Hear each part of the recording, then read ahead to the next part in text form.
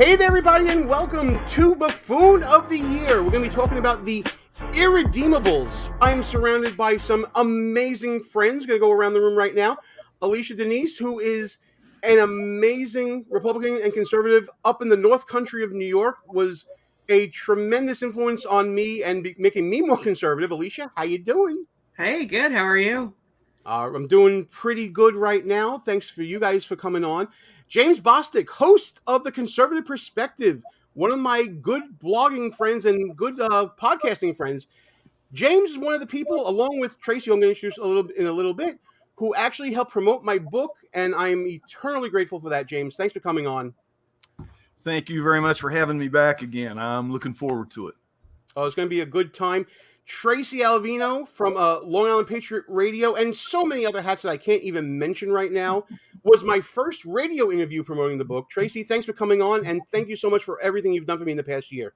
It's a pleasure to be here, and it was my pleasure to help. And of course, a very good friend of the show, very good friend of mine personally, Jon Lubecky. Jon, what can I say? I can say all the superlatives about you, and it would take up the entire show. Thanks for doing this for me.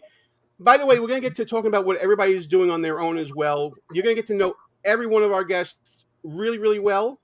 Jon, thanks for coming on the show. Really appreciate it, man. Oh, not a problem. Thanks for having me on. Okay, so just for everybody out there who hasn't seen any of the other parts of the video that we're doing for Buffoon of the Year, let's give a quick refresher on the rules for Buffoon of the Year. Okay, everybody, here's how it all works. There will be 11 categories of buffoon throughout this event, based upon the categories in my best-selling, award-winning book, Schnooks, Crooks, Liars, and Scoundrels, A Field Guide to Identifying Political Buffoons, which, by the way, is available right now on Amazon, at Barnes & Noble, and other online bookstores. Cheap plug, I know, but hey, that's how we roll. Our beautiful and lovely guests will nominate buffoons for each category.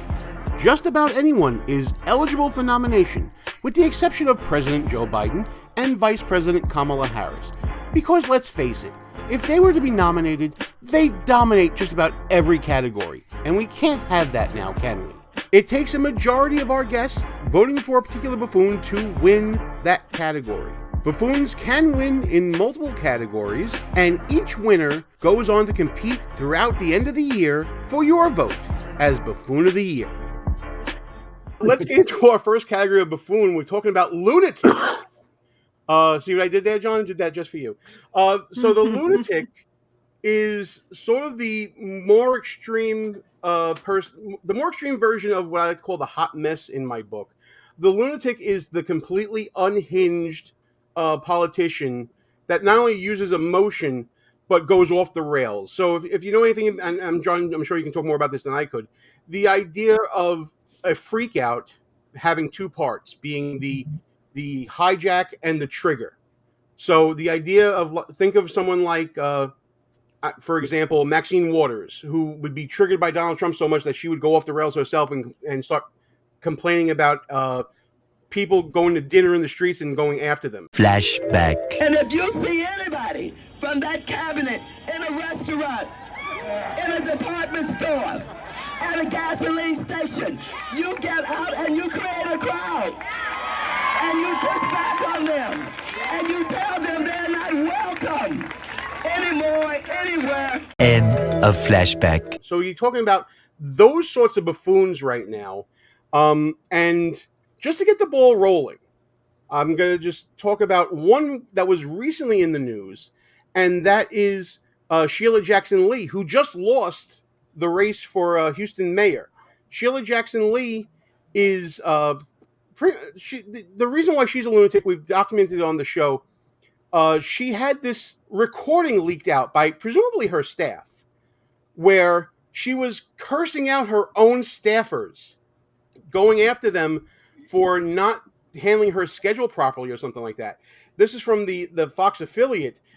She was recorded going off on her staffers, calling them F-ups. Calling them I'm going to say it. Calling them fuck-ups.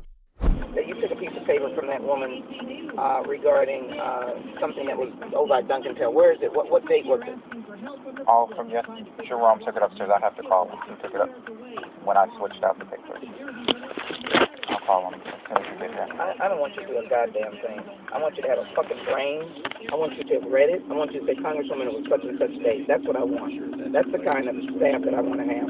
So some stupid other motherfucker did it, and I don't have the information. Nobody sent me the information. I need to ensure my schedule. And, if Boo-Boo did it, shit-ass did it, fuckface did it, and nobody knows a goddamn thing in my office. What the hell is going on? Oh man, you kiss your mother with that mouth? She was the endorsed candidate for mayor by Hillary Clinton and Nancy Pelosi, and this recording got out there of her just going off. I don't want you to do an expletive thing. I want you to have an expletive brain. I want you to have read, referring to a schedule. I want you to say, Congresswoman, it was such and such date. That's what I want. That's the kind of staff I want to have. We all want competency, guys, but this is going off the rails, right? But also, this is definitely going off the rails. But I'll be honest, expletives aren't necessarily off the rails, in my opinion. It has to do with, what she's actually saying. I don't have a problem with her. You said profanity is okay, right? But less. Yeah, of course. Go for it. Okay. So, like, her saying, I want you to have a fucking brain. My issue isn't that she used the word fucking. My issue is she's calling her subordinates stupid. So my issue is what she's saying. You can say it in a peaceful and loving voice with no profanity, and it's still harmful and wrong. Or you can use profanity to punctuate something, like saying, hey, this is bullshit how this is working. We need to fix it. You're not saying anybody individual is bullshit. You're saying the situation is bullshit, which most people can agree on, given the circumstance we're talking about. So it's not the profanity that bothers me. It's how she treats subordinates, because if that's how she treats subordinates in her office, how does she view her constituents? And how does she view people who aren't even her constituents? I think that's a great point. Tracey, I know you do a lot of campaign work and you do a lot of management of candidates when they go out in public. If a recording of a candidate of yours got out like this, what would you advise your candidate to do? To go and be contrite and apologize, to ignore it, or to double down on it? I would advise them to be contrite. If an audio like this leaked, my emotions got the best of me, and just be honest about it, because if you ignore it or try to hide it, it doesn't go away. It usually magnifies it.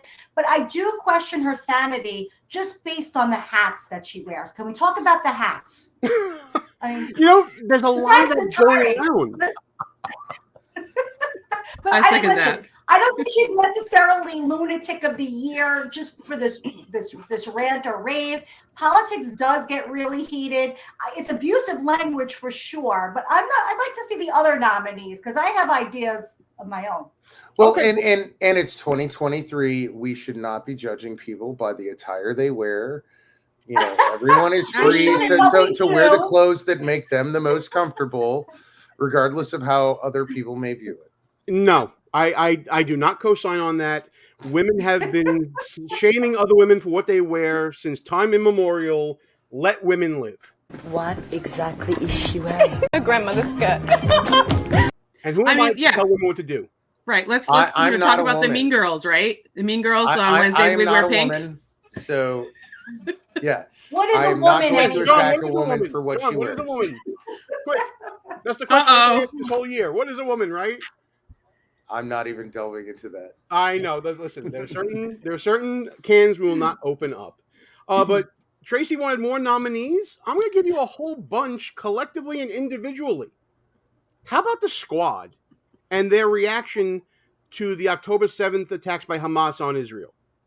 I want Rashida Tlaib as a special mention for the Squad for her saying, well, there were mighty fine people on both sides when discussing October 7th on CNN. Exactly. Specifically in relation to Jewish civilians being gang raped. I did a whole video on each one of their published statements after the attacks, immediately after. And I talked about a pattern that they all had, how they all were just sad about the loss of life, but then they all called for a ceasefire and they all seemed to blame Israel. I grieve the Palestinian and Israeli lives lost yesterday, today, and every day. I am determined as ever to fight for a just future where everyone can live in peace, without fear, and with true freedom, equal rights, and human dignity. Oh, isn't that nice? The path to that future must include lifting the blockade, ending the occupation, and dismantling the apartheid system that creates the suffocating, dehumanizing conditions that can lead to resistance. The failure to recognize the violent reality of living under siege, occupation, and apartheid makes no one safer. No person, no child anywhere should have to suffer or live in fear of violence. We cannot ignore the humanity in each other. As long as our country provides billions in unconditional funding to support the apartheid government, this heartbreaking cycle of violence will continue. Again, where's the condemnation of the attack by Hamas? There's plenty of condemnation for the U.S. and Israel together, which, by the way, she doesn't even have the dignity to mention by name. So when I say there's a pattern, here's what I mean. First, condemn-ish. Some condemned Hamas for what they did.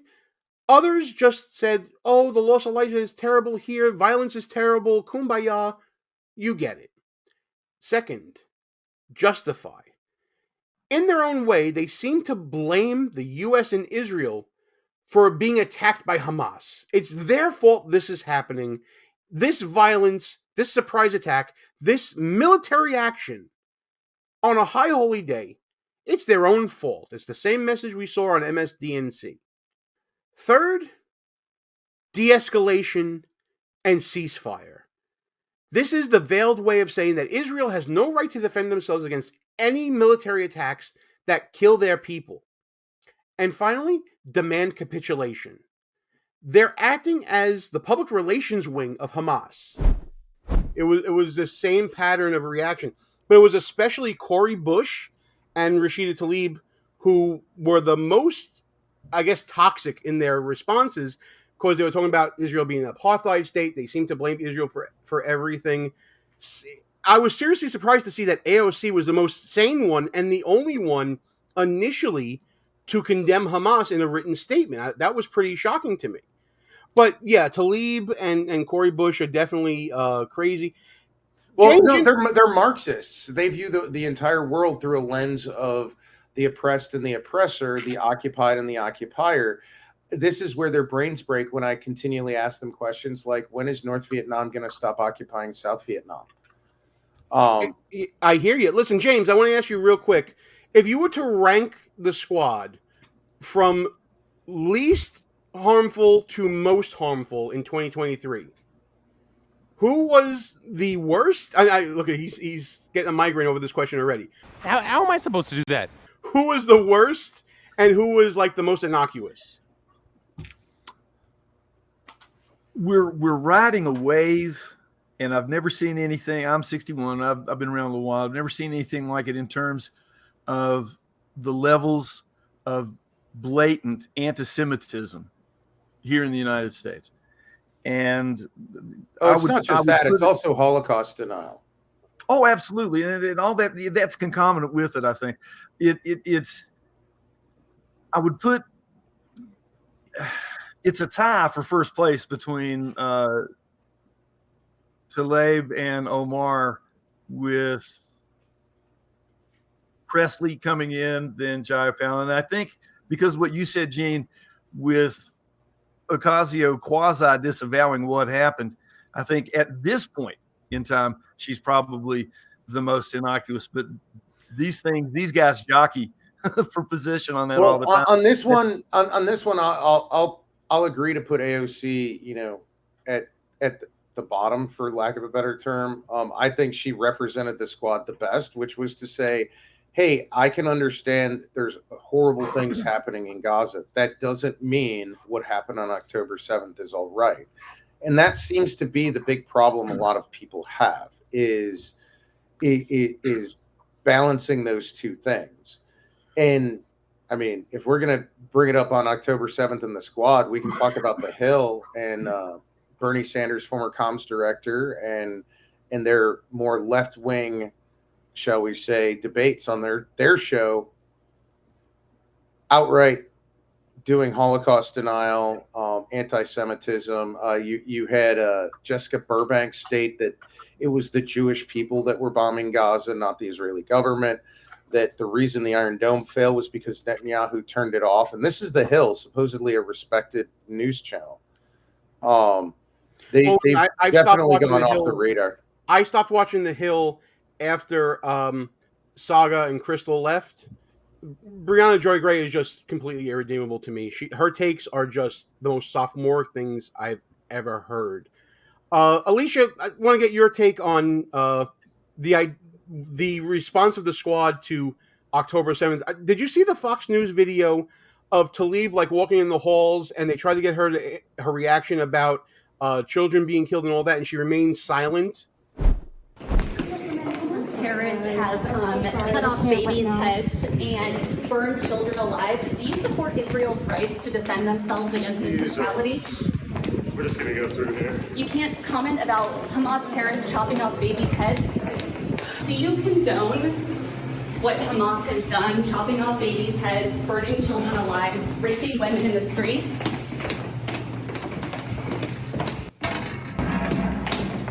You have no comment about children's heads being chopped off?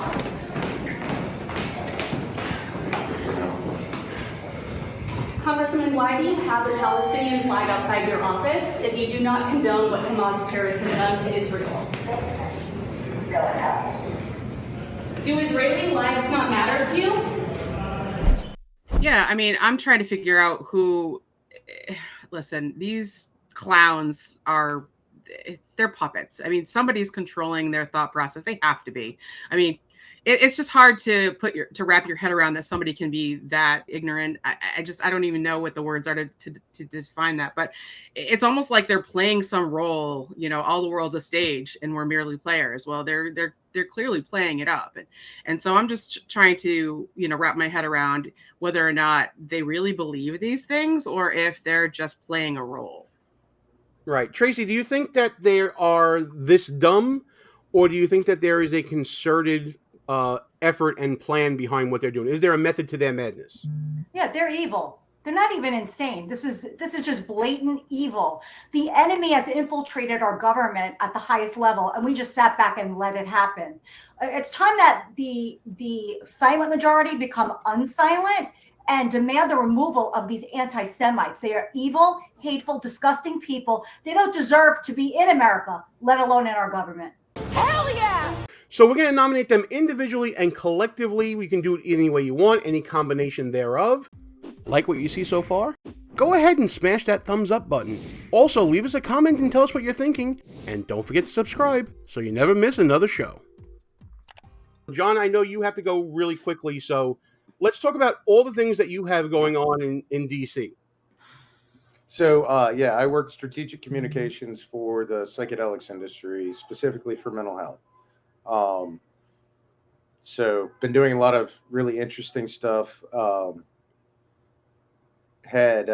we now have a caucus in the House focused on psychedelic therapy. Recently had a House Veterans Affairs Committee hearing.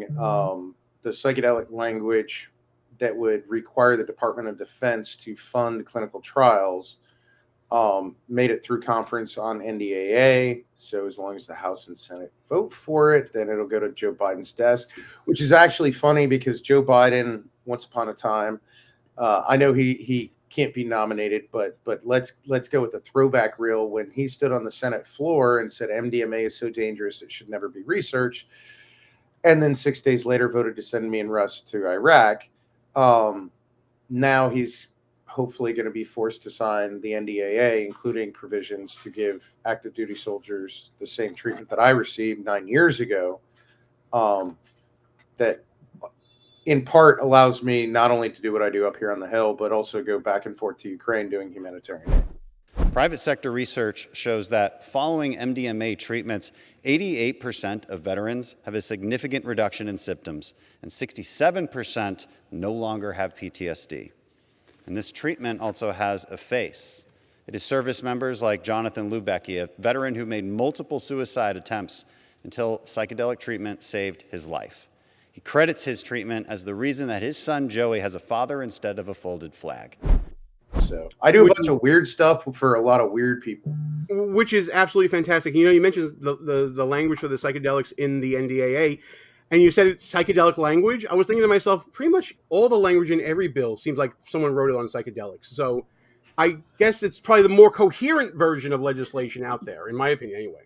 Well, yes. I mean, hey, look, we would probably have a much better government. People would work together a lot more if people could, you know, heal their trauma and come at this from a matter of fact basis rather than, you know, emotional trauma from their upbringing or through various things they may have gone through. The last person that I'm putting forth for Lunatic, and this is someone that is on repeated lists for different nominations for Buffoon of the Year, it's George Santos. And specifically for one particular freak out he had where he really acted like a lunatic. And it connects to the whole Israel-Hamas war. Apparently there was a constituent in the halls of Congress right around the time when Republicans were voting for a new speaker. And one of them, who happened to be a Jewish gentleman, approached Santos, and he was speaking some pro-Hamas points, I believe. And Santos was holding a baby or something and had a total freak out in the hall when the guy approached him again.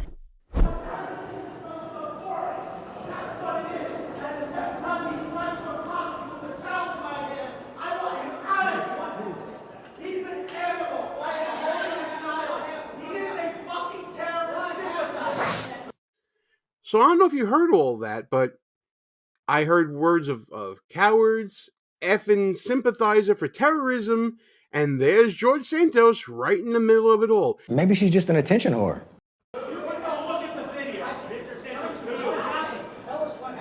Absolutely not. The gentleman back there is a terrorist sympathizer that has no business in this building. What is happening in Israel is abhorrent. What is happening to the people of Israel should not be defended. Nobody defending Hamas has any business in this building, whether you're elected, whether you're a civilian. It is a disgrace that we allow people to parade that kind of thought in here. Tracey, do you want to talk about George Santos at all? Well, you know, I own it. I was one of his campaign consultants. You did this! You did this! Obviously, I did not know what the whole world came to know. You know, so. And listen, we don't hold this. Wait, can you arrange for Gene to personally give George Santos his trophies? I don't think George is talking to me anymore, since I am quoted in a very big book that has recently come out on George. But George really did drag me and my company and everyone else that worked with him through the mud. We didn't sign up for this. We were just really good at our jobs. And I'll tell you this, you know, George is a very likable guy. He is. He's got a kind of a fun personality, and I have to say I kind of agreed with his sentiment. I didn't agree with his execution on this particular issue. How he wanted. Listen, being George's consultant, he was always seeking news. Always seeking news, wanting to be in the news. He got what he asked for. I mean, you know, be careful. I think he got more than he ever asked for. But he was doing an Oscar-worthy performance with this. But I didn't necessarily disagree with him. You know, this man was harassing. This man was pro-Hamas, and I am so anti-terrorist that I have to agree with George on it. Although his execution, you know, wasn't so well. It was overacted. Like, you know, he wouldn't have won the Academy Award for this. No.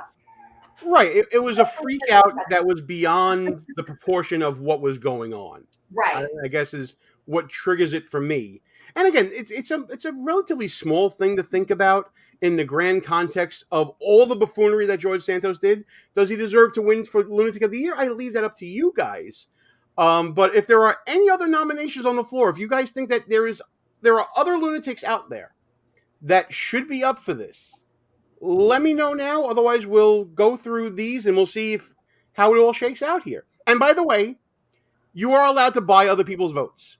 You are allowed to horse trade and compromise and negotiate, and you can do whatever needs to be done. This is Buffoon of the Year. This is not a real election. We're not trying to be a real election. We're trying to have a little fun here. So if you guys want to like horse trade on different things, if you want to, send me a bottle of Jack and I'll vote with you, like I can do that. But things like that we can definitely talk about. So unless there are any nominations, I'm going to close it off and we're going to. I do have one. Oh, you do? I do have one. So do I, actually. Ladies first. There are so many, but my vote is for Gavin Newsom. Okay. Anyone as the governor of a major state like California that cleans it up for a communist dictator and allows our military not to carry United States flags, but communist flags, that's a lunatic in my book. He's psychopathic. So I'm all about Gavin Newsom for this award. Okay. Anybody want to touch that? I will second that nomination for Newsom because he is a sociopath. Woo! I don't think he's a psychopath. I think he's a sociopath. But it all qualifies under lunatic, so that works for me. What was up with this having this debate with DeSantis? Why is he doing that, by the way? Because DeSantis is hoping that Donald Trump has a heart attack, and Newsom is hoping that Joe Biden has a stroke.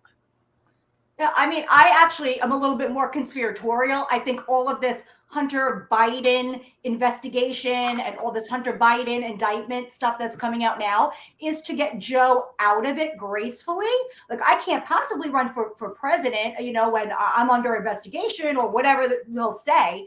He's going to step aside. That was Gavin Newsom's audition for president. That's what that was. That's what I believe. And he vetoed the drug bills in California. Okay, and that's a personal vendetta, it sounds like. No. Actually, here's the thing. Everybody thought it was going to pass because it's Gavin Newsom. He's a Democrat. It's California. They're Democrats. Everything will pass. And it didn't. He vetoed it. And the entire weekend, the lower chyron on Fox News was California Governor Gavin Newsom vetoes psychedelic legalization bill. Like, we don't clean up the piles of poo and the homeless encampments and the drug needles for American citizens and the people of San Francisco for people to go and visit this once glorious city. No, we clean it up for communist dictators. You have to be insane if that's your rationale. You know what? I'm also going to forward this nomination ahead as well for what we're going to be talking about later on, being the hypocrite, for that specific reason as well. You do it for the communists, in China coming over, but you don't do it for American citizens every day.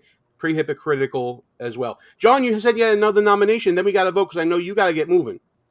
I do. My nomination is an individual who was crazy enough to think that he could be a content creator and has done an amazing job at it all year, and that would be Eugene. Oh, wonderful. Okay. So, I'm a lunatic? Yes, you're a lunatic for making this all work. But a lunatic in a good way, since all the rest are lunatics in a bad way. Aw. If I win this vote, so help me God, Lubecky. But that was very sweet. Thank you so much, my friend. I love you too. I'll be voting for you, and I hope everyone else does too. See, now I regret the whole thing about horse trading because now, damn it. Okay. Any other nominations, or are we good to vote? By the way, Gene, I'll send you a bottle of bourbon if you vote for yourself. Oh, okay. I'm thinking about it.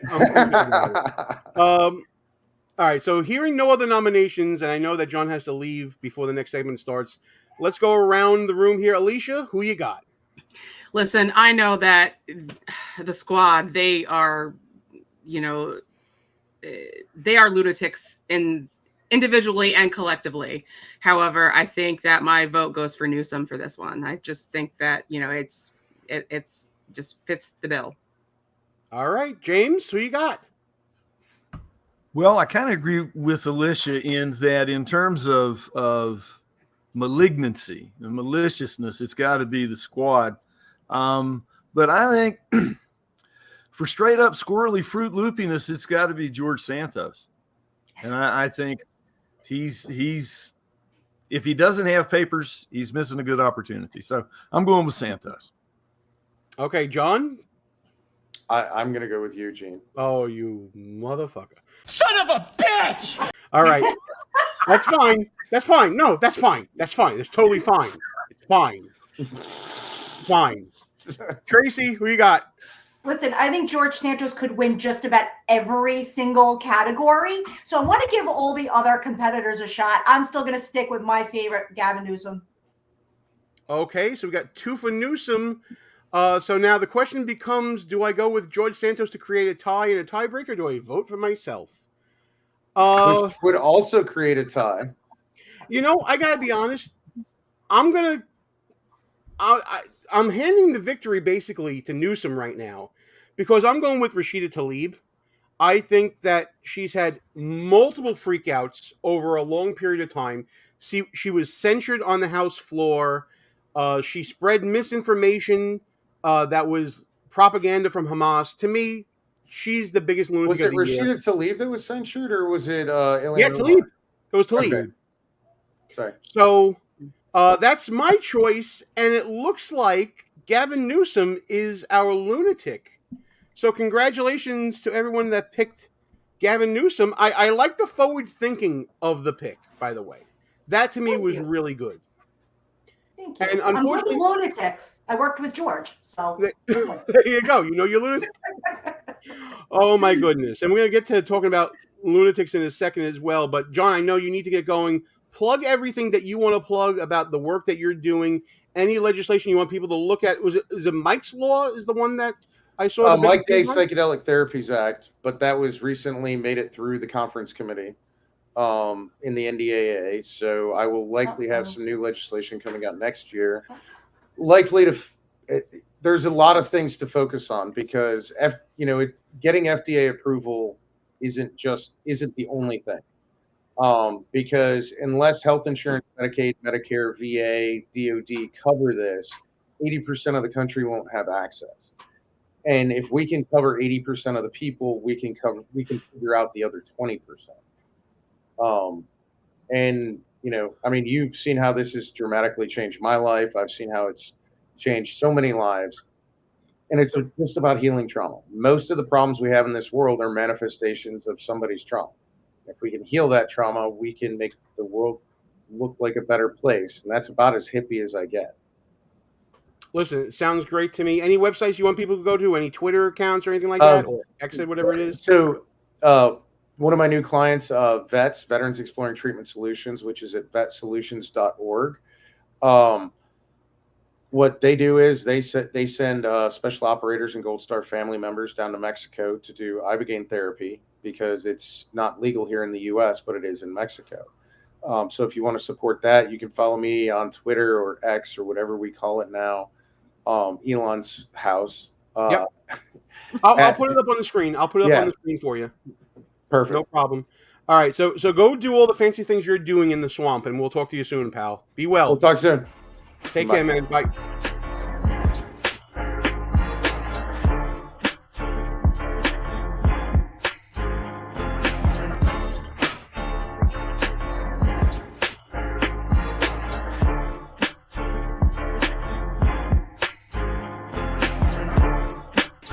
All views and opinions expressed here are not necessarily of the mainstream media and may offend some listeners. It's called political buffoonery.